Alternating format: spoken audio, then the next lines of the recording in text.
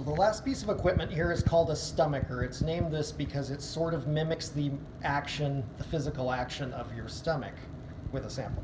So what it really is just two paddles that will move back and forth and agitate a sample inside a bag for a preset amount of time. The bags in question are simply sterile plastic with a fine mesh in the center of them. So the sample and the diluent will be loaded to one side of the bag, processed in the stomacher for a set amount of time, and then you'll pipette your sample out of the opposite side from where you loaded your material to start. This way you don't get any particulate matter. So in this example, we have a 10-gram sample of ground beef loaded onto one side of the bag. The top of the bag will be rolled over a couple times to seal it and clipped in place.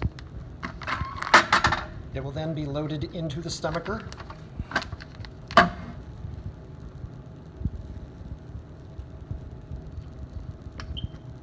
which will run for 2 minutes. All right, so at the end of 2 minutes, you can see that our sample is fairly well smashed. And I think you can tell from this that on the side we loaded the sample, all the solid material is there.